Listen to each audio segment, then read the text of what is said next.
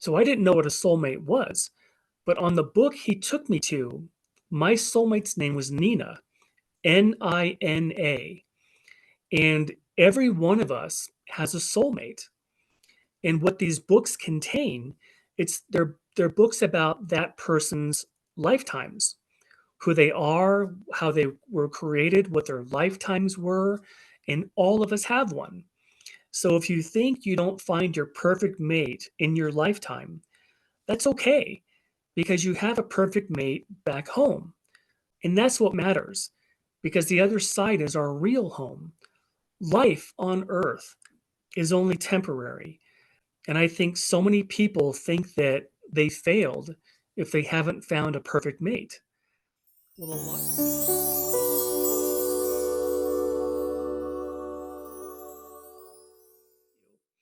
Well, one of the neatest things about this was that on the other side of this walkway, there was, and this is when I learned about nature on the other side, that everything that's beautiful here on earth is also on the other side.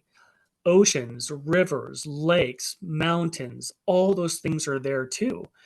Well, on the other side of this walkway, there was this, and I've never even seen anything on earth that has ever come close to how beautiful this. It was a lake.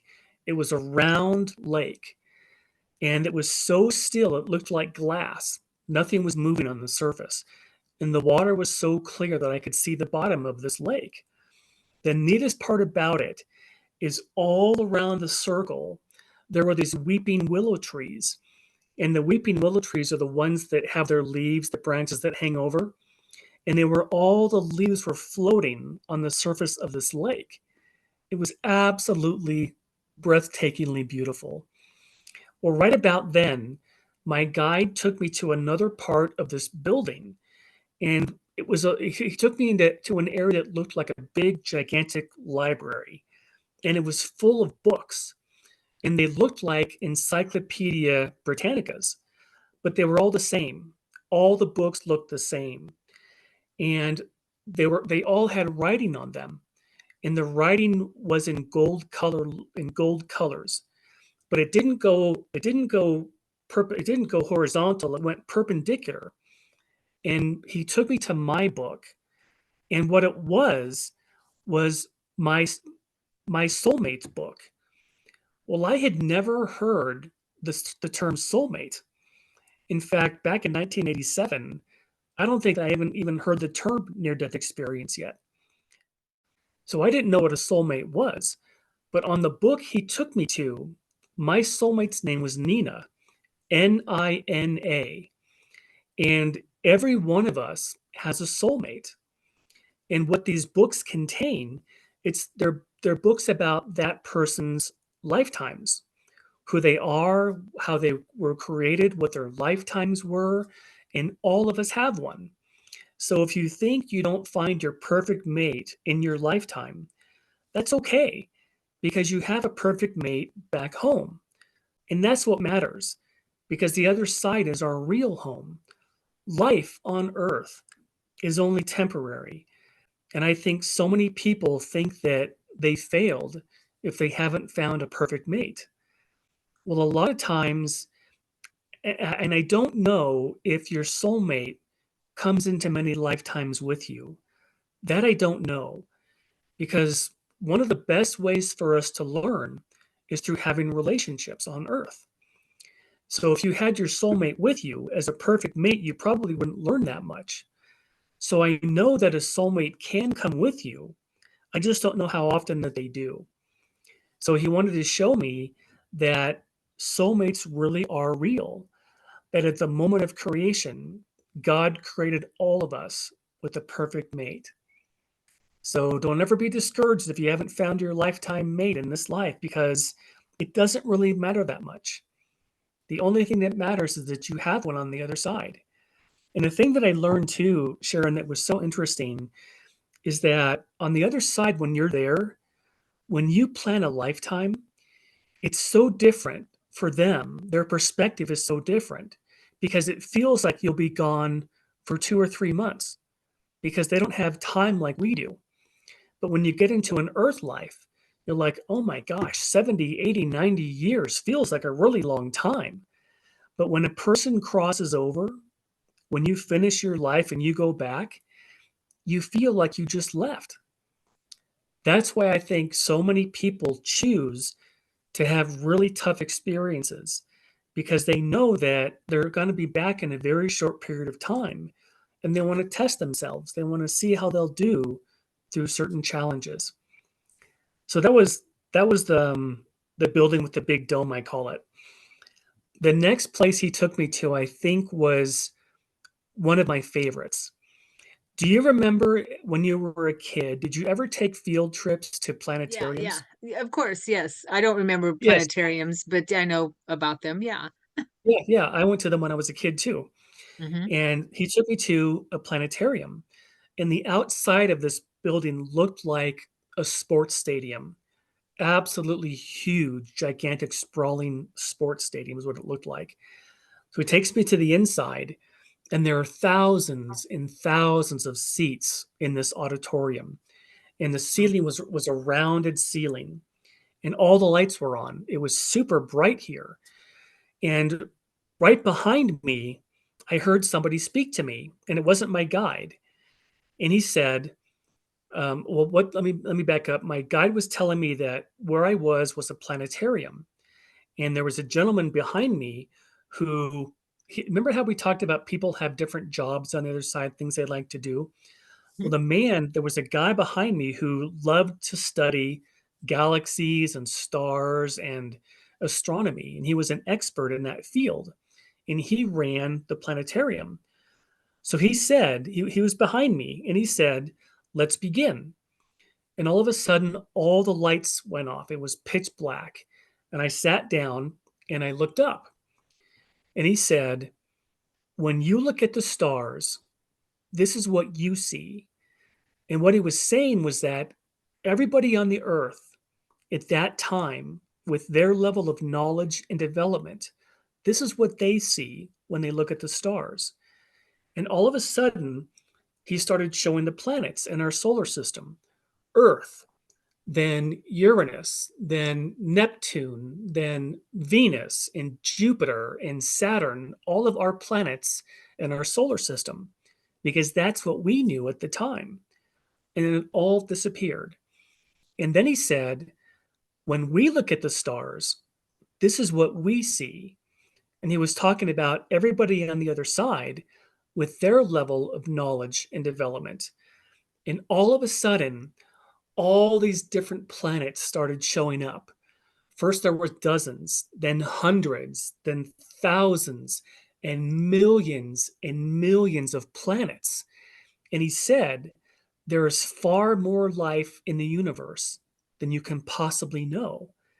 And my guide took me here so that I could tell people two things. The first one was that life on Earth is not the only planet. There are many other planets in the universe that have life. And the second reason was that he wanted me to tell people that life on Earth, it's not the only planet that you can have lifetimes on. You can have lifetimes on virtually, I think it's unlimited, millions and millions of other worlds. Earth is not the only one. And I loved astronomy. I grew up watching the original Captain Kirk Star Trek. Do you remember that show? Oh yeah, I'm a Trekkie. Yeah. Yeah, I absolutely loved it. And the Yeah. first time I saw Star Wars, I thought I was going to lose my mind. I just because I knew there had to be more to this just this one little planet. And the Right. truth is, there is. There's absolutely unlimited opportunities for learning. And that's when I began to understand that life on Earth is the hardest one. There, of all the planets in the universe, life on Earth is the hardest. Well, And I love that part because I loved astronomy. I liked it. I loved it so much that when I was in college, I signed up to take an astronomy class, but I had to drop it because I could not understand the math. What hmm. they do in astronomy is you calculate the distance that light travels, and I just had a really hard time with that. But I wanted to tell your audience something that I think makes this so much more interesting is to understand how large the universe really is.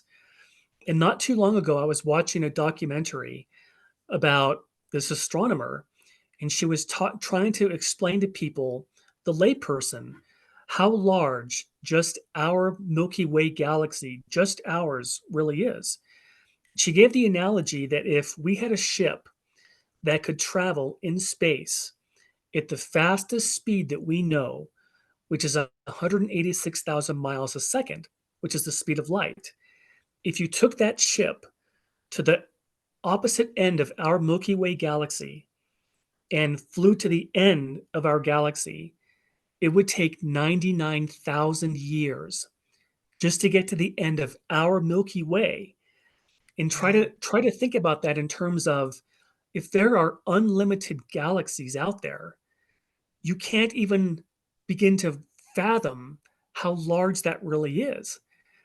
And I'm such a nerd. I was on NASA's website not too long ago, and I was reading that scientists have found and actually documented 285,000 different galaxies so far. And Wow. they estimate that there are billions and billions of galaxies in the universe. Wow. So Yeah. there's so Well, much to learn. yeah, and that's why it's so much easier to use stargates. Oh, absolutely. I love that show. Remember that? Oh, yeah.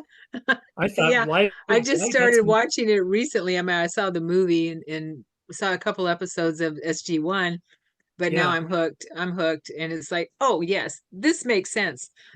Yep. I never missed one of those shows. I loved it. Good stuff. So that was the planetarium. Nice. The next building he took me to was the largest one of all of them. And it looked like the front of this building looked like our Supreme Court building. It had the big triangle up top and it was held up by columns in the front. It Hmm. didn't have columns in the side, just the columns in the front, and all these steps leading up to the top when you walk in. So he takes me inside, and inside it's a library with really tall, looked like wooden bookshelves. And my guide said, everything you ever want to learn is in this library. So if you want to learn about science or history or English, everything that you ever want to learn is in this library. And there were all kinds of people everywhere. Some people were studying, some people were visiting, some people were looking for books. It was just full of activity. And he took me to an area on the left-hand side of this library, and they were study rooms. That's what we would call them now, is study rooms. And he took me to one of the rooms, and there was a woman in there, and she had her back to me, and she had jet black hair that went down to about her waist, and she was watching something. She was looking at what we would call today as a flat screen TV mounted on the wall. It was so weird for me to see that because in 1987, we didn't have flat screen TVs. We just had those big, bulky television sets. So I didn't know really what I was looking at. And my guide said, get a little bit closer to see what she was watching. Well, she was watching what I thought was a movie between the Native Americans, Plains tribes, the Native American Indians, versus the US cavalry. And they were in a battle and they were fighting. And I thought she was watching a movie. And my guide said, she's watching history. And I thought, how is that possible? Because back then, he said there was a battle 200 years ago on Earth's time that she was watching. And I thought, how is that possible? Because we didn't have movie cameras back then. I don't even think we had cameras yet. And my guide said, everything gets recorded. And this just blew my mind because that's what I understood the life review to be about. If you can view all the episodes, all the different periods of your life, how does that happen? Mhm. Who records that? And it's God. I have no other explanation. I can't explain how that's possible, but everything gets recorded. So she was interested, this woman in the library, she wanted to learn about that particular battle at that particular era of Earth's history. And you can go to these rooms in the library and watch anything that had happened in history. And that I absolutely love that because I'm a history fanatic. And one of the things that I want to do when I get back is I want to go watch what it was like for those men on D-Day in World War II Mm. when they invaded France. And there's so many parts of history that I'd like to learn about. And it was so neat to know that you can go to the library, you can read about it, but you can also go to these video rooms and you can watch actual living history. Yes, Isn't that's that amazing. fascinating? It is definitely. I could think of lots of historical times I would like to go back to. Time of Oh Christ yeah. is one. Time of Christ is Yes. one. Yeah. Yep, me too. Number I would like one. to see. Yeah, I would like to see what his life was really like. What really happened back then. Hmm. Yeah, I love love that. history. So that was the library. The next place he took me to was a castle, just like the kind of castles that you would see in England or in France. This huge castle, but it was perfect, like it had just been built. And the reason that he took me here was he wanted me to know that on the other side, you can still learn, that there are all kinds of avenues to learn about lifetimes that you didn't have at a particular Earth's era. That you can go to these video rooms, you can look at history, you can read, and you can also see what the buildings looked like at that time. So he took me to a castle and he told me to walk in. So I walked in, and the first thing I noticed was this beautiful red, sprawling carpet that was all over the inside of this castle. Mm. And the walls, on the walls to my right and to my left, had paintings on them. The paintings were life size pictures or life size paintings of the people who had lived in that castle during that time period of Earth's history. So if you wanted to learn about Queen Anne or King George, you could go and look at what they looked like and what they wore and what their faces looked like in that time period. Well, in front of every single painting, there was a podium, and on the podium was a book. Well, my guide said that that book is about that person's lifetime on Earth. Oh. So if you wanted to learn about medieval Europe, you could go to this castle, see what the castles looked like. You could look at the paintings, see what the people looked like, and you could actually look at the book and read through it and see what that person's lifetime was like. What kind of decisions did they make? What kind of a king or a queen were they? Everything was in that book. Well, right about that time, I noticed off to my right, there was a spiral staircase, and there was a woman who was walking down this spiral staircase. And her hair, Sharon, looked almost like yours, but it was kind of peach, kind of reddish blonde, and it went down to about her shoulders. And she was wearing a peach colored gown or a tunic of some kind. And she walked up to me and she talked to me. And I still cannot believe what I said to her. The stupidest thing I could have ever said, I said to this girl. She Oh. walks up to me and she said, "Can I help you find anything?" You know what I said to her? I said, "No, thanks. I'm just looking." It's like that's what you say when you walk into a retail store. I could have asked this Yeah. girl I could have said, "What's going on? Who are you? Where am I? Where am I I? thought I was supposed to be having surgery. What's" But my guide told me that on the other side, she loves that particular era of Earth's history. She's like what we would call a historian. So if Mm. you wanted to learn about that particular type of Earth's history, you could only not only go to the castle, see the paintings, look at the book, but you could ask this girl any question you wanted to ask her about that type of an Earth's time plane. And I Wow. just thought that was absolutely extraordinary Yes. because you can go and learn about anything you want to learn about, and you can talk to people who've made that their life's work. That's what they love to do. So that would be maybe where people who don't want to come to Earth might learn about Yes, what's going on Earth. exactly. Exactly. Yeah. Yep. And the other You know, side is full of that. yeah, totally. I had a out of my experience once where I was in a library and I was met by people in these beings in gray robes, and he asked me, he called me a different name, and he asked me, well, and then a bunch of people gathered that looked like him, and they asked me, or he asked me, somebody asked me, I heard a voice say, "How was your time on Earth?" And I said, "Oh, it was challenging, but it has its rewards." I remember that Wow. exact thing that I said. And then we went off into another room and I gave them a report on my time on Earth. Wow. No And kidding.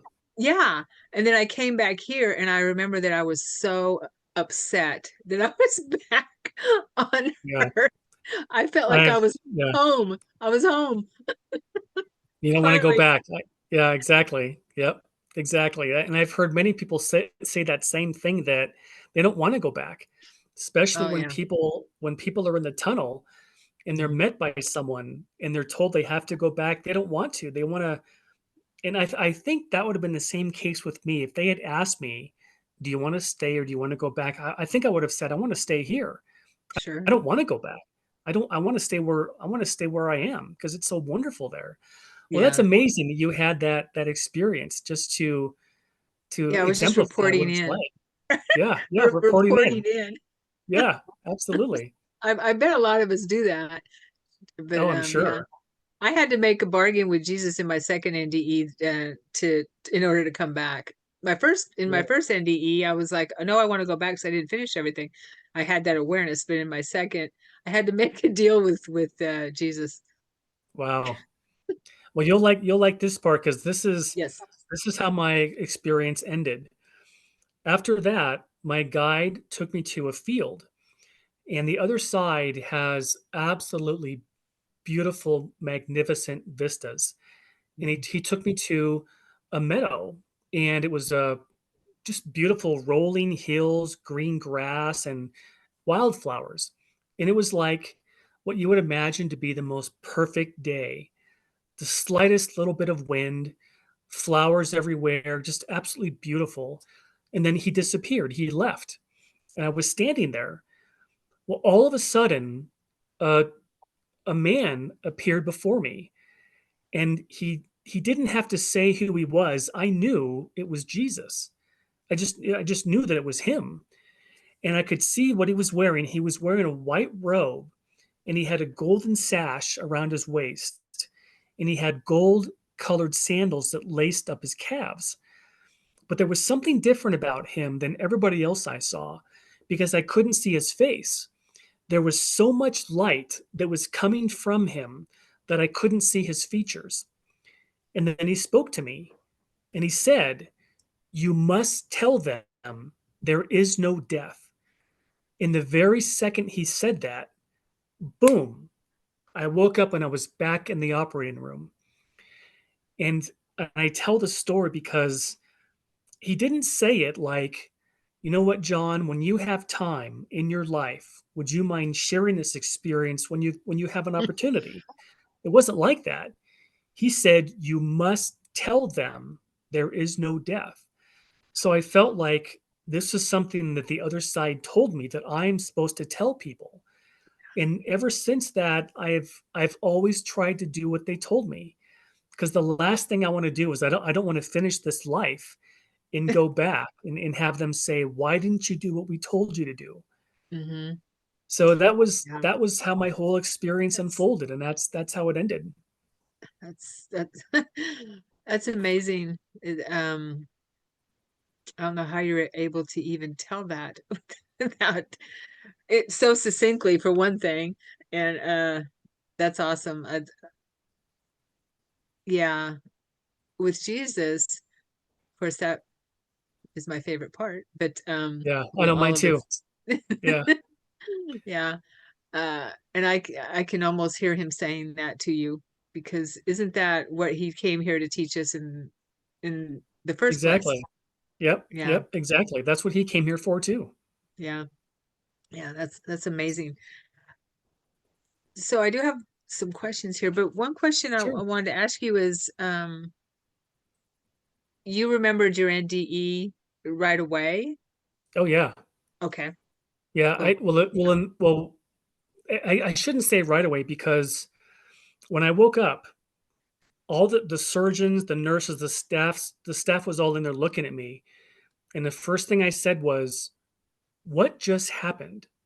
Because I thought they would be able to tell me what I had seen, but they didn't. They said, "We lost you." And I said, "Well, Mm, how long was I gone?" Because I could have sworn it was an hour or two. And he said that you were gone for 7 minutes. Well, mm. I didn't know what really happened until I told my mom. And at the time, the only book that we were aware of was Raymond Moody's book, Life After Life. Oh Well, yeah, my mom gave me that book, and I read the whole thing in one day. And that's when I realized that I had what would later be called a near death experience. And after that, I went through a horrific, horrible depression. It lasted for a couple of months because I did not want to be here. yeah, I could not understand how was I supposed to be here, live my life, knowing where we came from, what our home is like. yeah, And then I realized that what Jesus told me and how he said it, that I'm going to have to figure out a way to walk with one leg on the other side and one leg here on earth and do what the other side told me to do. Because I look at my experience kind of like a jigsaw puzzle, that I'm just one piece of that puzzle. And all of us who have these near death experiences are all given a piece of the jigsaw puzzle. And I think the most important part of mine was that for all these years, we've never known what happens when somebody walks into the light. Well, for some reason, that's where my experience started. So I can tell people now, when you go into the light, you end up in the orientation center. So that's how I view my jigsaw puzzle piece as being that part of the whole puzzle. hmm And your experience is a piece of the jigsaw puzzle too. hmm You had an amazing one also. yeah. Yeah, it took me a while to be able to integrate it. It was um I didn't remember it right away. I remember bits and pieces, but I couldn't put it in any context in my life. Yeah, And Yeshua worked with me. He's the one that helped me remember it, and sitting that's with me in my wonderful. meditation. Yeah, it was quite the journey. Still is. But so I was going to ask you about your aftermath, because I know that a lot of people I've talked to with near death experiences, and myself too, is that it's tough when you come back. It's not just Oh yeah, hunky dory that you're, oh, oh yeah, I went to heaven and came back. It's it's kind of tough. it is. It is tough because you think, why would anybody want to come here when it's like that on the other side? And as much as I tell my story, I don't have the language to describe what it's really like there. It's so much better than I can even describe. But we all come here. We are like what you mentioned earlier. We are like warriors. We come here to experience and to learn, Yeah, and yeah, that's the main reason why we're here. In fact, I like to tell people that there are really two reasons that we come here. The first one is to learn. We all have this wanting to learn, to grow, and to develop. So we come here to learn. And the second reason is I always think of what the Dalai Lama said. He said, "Our prime purpose in this life is to help others. And if you can't help them, at least don't hurt them." So we come here secondarily to help our fellow human being, to help our fellow traveler. So we're yeah, all here to help each other. right. I mean, after all, we're all one anyway. Yeah. So Yep. when we help others, we help ourselves. Exactly. Yeah. Yep. Exactly. Another thing I wanted to well mention is that I do work with spirit on the other side. That's part of my work as a medium. And I hear that all the time. And from my own out of body experiences, that we're really no different on the other side. We are very Yeah. physical. We have it even feels more physical there. I kind of Yeah. equate this body here with wearing a glove over our senses. It's Yeah. just, yeah, and that we can do whatever we want, and we do like to be productive and have what we call jobs and that kind of thing, what we want. And I like what you were talking about with when we look our best, and we can just create what we desire, what we want in life on the other side. Does that make sense? Am I making any Yeah. sense? Yeah. I Okay. think so. Yeah. So what I wanted to ask you was, did you get a sense, or were you shown how we create on the other side? Is it through thought? Do we, or is it however we want? We can use our hands to build. You know what I mean? How do we create there? It's, people have asked me, and this is something that I've thought a lot about, is they asked me, how did your guide take you to all these different places? Did you walk? Did you how did it happen? And I know that we didn't walk and we didn't fly. So the only thing that left me was that thought is real. Somehow he was able to think me from one place to another, because it would take an, I don't know, hours to get, if you were to walk, just to get to the one end of the size of these buildings. They were so gigantic. So over there, thought is real, but I don't know all the implications of that because I don't think there was enough time to show me. Hmm. But I do know that it had to be thought for him to take me to all these different places so quickly. Right. So Yeah. I know that thought is real, but everything that you do here, like if you like to build, work with your hands, you can do that on the other side. Everything you like to do there or here, you can do over there. Yeah. Yeah. Yeah. I have memories of going to concerts on the other side. I have, Yeah, yeah, they and have yeah, music festivals. I've seen Everything that, Prince. I've seen John Lennon in concert wow, on the that's other side. amazing. That's fantastic. You don't have to buy expensive tickets, and you don't have to, Exactly. you know, Yep. you don't have to get a VIP package or anything like that. Yeah, exactly. You just show up. Yeah, Yep, totally. Yeah, I love that. So I mean, and what you were saying about thought makes so much sense too, because in this realm, it's the same thing that we create through thought first, right? And then yep. that brings it into fruition in our material world as we create through our thoughts and then bring it in. And so it's just probably, I would say, I mean, it's quicker Yeah, there. because yeah, because everything on Earth that you, Mhm. like, if you think back to anything you've ever accomplished, it was a thought in your mind first. Right, Everything is thought. Like if you want to go back to college, for example, that's a thought. If you want to change jobs, that's a thought. Everything has thought first. right. So that's like that on the other side too. Yeah. But it's somehow thought is more tangible there than it is here. Hmm. It's almost like the other side, that's the real home. That's reality. Whereas life on Earth, this is more of the illusion. It's the shadow world. It's kind of like what God created to allow us to continue to learn and to develop and to grow, but it's not home. And Yeah. I know that you know this too, and something I learned when I was over there, that that's where we're from. That's Yeah. the real world, and we're That's just home. here temporarily. Right. Yeah, that's how I see it, is that I see this as a job. I'm here on assignment, and my Yeah. real home is on the other side of the planet, thinking, okay, but it's, the higher realms on the other side of the planet. So when I'm done with this assignment, I can go home Yep. to the Exactly. other side of the planet, which is the Yep. higher realms. Yeah. Exactly. And to those Yeah. viewing rooms to watch history too. I can't wait for that. Right. Yeah, totally. It's so have you heard of and thank you for being here. Do you have a Oh yeah, couple minutes left? yeah, absolutely. Yep. Okay.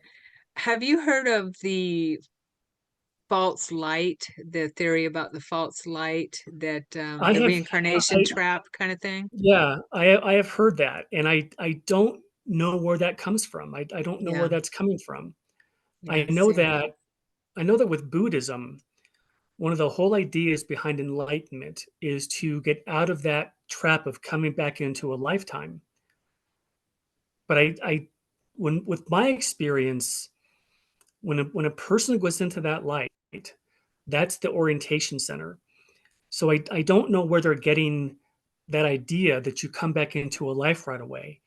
Because a lifetime, nobody's lifetime is an accident. Yeah, Every life is planned ahead of time. And there's a lot of detail that goes into a life chart. So I don't know where that idea came from. I don't know if someone is having that from some kind of an experience that they had or where it's coming from, but that's not what I experienced. yeah, yeah. I didn't either. And I totally feel and do understand working with my guides and with my experiences that we do choose our lifetimes. Yeah. Yep. Yeah, and the challenges too. And you know, some of us pile a lot on our plate, and we're Yeah. like, you know, at the time, I remember, are you sure you want to put that on there, all that on your plate? Yeah, Yep. I got it. Exactly. I got it. And then we're I down could here do like, that. thank Like, what was I thinking? Exactly. Yep. you. Exactly. Yeah, because when we're in that realm of you know, all light and everything's good, it's difficult to see how the heaviness or the slow vibration that we're in down here on the earth plane, how emotionally Yeah. painful it can be, and painful to on our pain. We don't experience pain there. Exactly. Yep. Exactly. Yeah. So yeah.